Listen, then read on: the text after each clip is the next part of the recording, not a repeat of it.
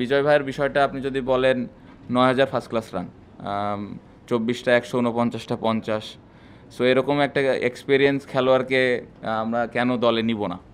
তো ওই চিন্তা করে নেওয়া হয়েছিল। আমরা ওপেনাররা অলওয়েজ স্ট্রাগল করতেছিল লাস্ট কয়েক বছর ধরে।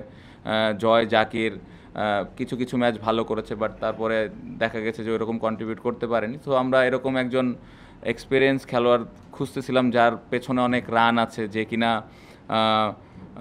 এক্সপিরিয়েন্স একটু এই ফরম্যাটটাতে। সো এই চিন্তা করে, এটা আমার থটস ছিল, এই চিন্তা করেই দলে তাকে নেওয়া হয়েছিল। আনফর্চুনেট করতে পারে নাই, অপরচুনিটিস ছিল, বাট হ্যাঁ এখন রেজাল্ট সে দিতে পারে নাই দলের জন্য, এটা অবশ্যই ডিসঅ্যাপয়েন্টিং। বাট আমি স্টিল বিলিভ করি যে তার যদি সামনে অপরচুনিটি আসে অবশ্যই সে ভালো কিছু করবে। এবং আমি পার্সোনালি মনে করি যে শুধু তার ওপরে দোষটা দেওয়াটা বোকামি হবে।